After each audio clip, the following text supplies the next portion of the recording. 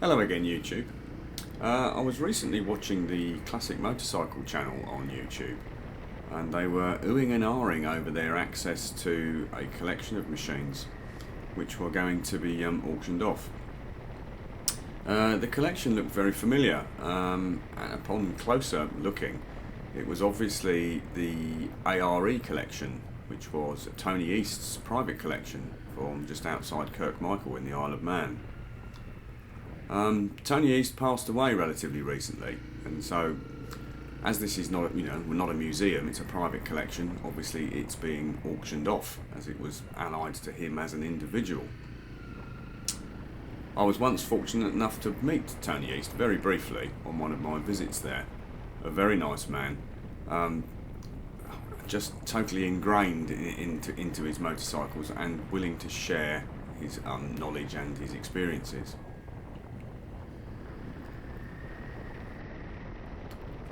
Now that the collection is being broken up, obviously it will be no longer available to the viewing public, as Tony East used to open it up during racing season, throughout the TT and the Manx Grand Prix. So it is lost to us as the viewing public.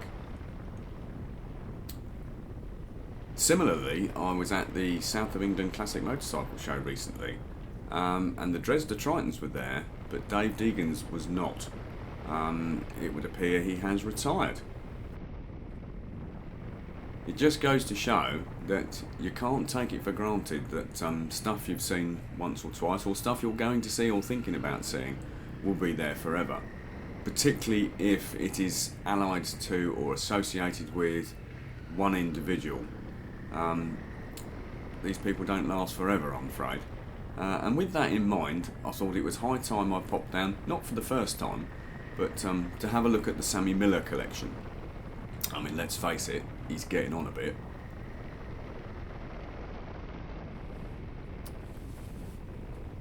That might sound a little cavalier, a little harsh, a little callous, but let's not forget, if you enjoyed watching Dave Deegan's fire up Tritons and other bikes, I have videos showing him with Matchless G45 and some other stuff.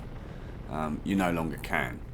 If you wanted to go to the London Motorcycle Museum, for instance, where they had every single Triumph ever built, you no longer can. If you want to go and visit the ARE collection just outside Kirkmichael while you happen to be in the Isle of Man watching the racing, you no longer can. Don't take these things for granted. If it's in your head, don't put it on a list, do it.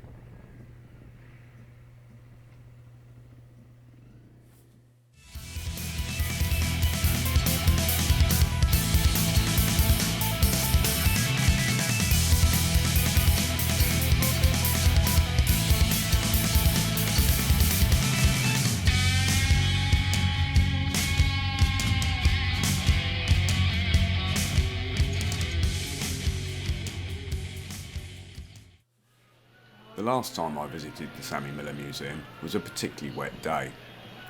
Having travelled this route many times before, I wasn't caught out by some of the greasy areas on the variable road surfaces. I was greeted by an extremely pleasant and accommodating chap who quickly relieved me of my helmet and soaking jacket and gloves. I was being treated to such tremendous hospitality that I felt sure I'd been mistaken for some celebrity or other. It didn't actually occur to me until much later that perhaps the thought of me dripping all over the exhibits was just too much for him to bear.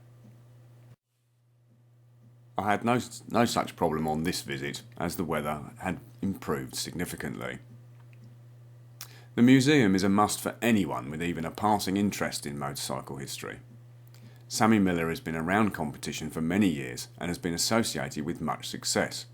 But although this is reflected in parts of the collection, including a large cabinet with an awful lot of trophies in it, this is very much a motorcycle museum, not a Sammy Miller museum. There is an impressive array of machines spanning in the region of 7 decades of production and innovation by a wide range of manufacturers, presenting a wide spectrum of styles and types. It is, however, competition machines that stand out and make up the bulk of the nearly 500 or so displays from Sammy's own renowned aerial trials bike to a couple of rare pre-war Vincents. In fact, Sammy's machines are well represented, although not always obviously so. You kind of have to read everything to get the best out of it. This collection is different to many others in that they are regularly used for exhibition runs, classic sporting events and the like. And this used feeling can be sensed as you walk around the premises, and it gives the place an atmosphere that stirs something in the motorcyclist's primeval. I highly recommend this collection of some rare, some not so rare, and some historically important machines. It is obvious that the exhibits are the recipients of care, love and affection, and all the staff are knowledgeable and informative. I was treated to a very comprehensive summary of all the exhibits, including a recommended route around the museum to maximise the joy of the things on display. Halfway round, it was time for the obligatory cup of tea and a sticky bun. I've previously been critical of CAFs run in partnership with these places, often because they have a captive audience and they exploit it. And unfortunately, the Bashley Manor Tea Rooms is no different. The museum itself has expanded since I was last here, and it continues to get better and better and better, not just in its exhibits, but in the general facilities and the way in which it operates. A fantastic day out, no doubt about it. By the time I left New Milton, it was raining again, and the grounds would stay wet for a long time. Without a strong sun to clear up the wet roads, they remain a bit slippery and the object of some caution on the way back. So if you're in the area, be advised that with all the overhanging trees and whatnot, the roads do stay slippery for some time. I would recommend Sammy Miller's museum, but go on a dry day when the New Forest roads are not quite so treacherous. It is reasonably priced and runs lots of attractions throughout the year, but probably best to take a packed lunch and a thermos. In the meantime, sit back and relax and enjoy my images of my most recent visit to the Sammy Miller Museum. But strap yourself in, it's a long ride, there's quite a lot of it. Enjoy.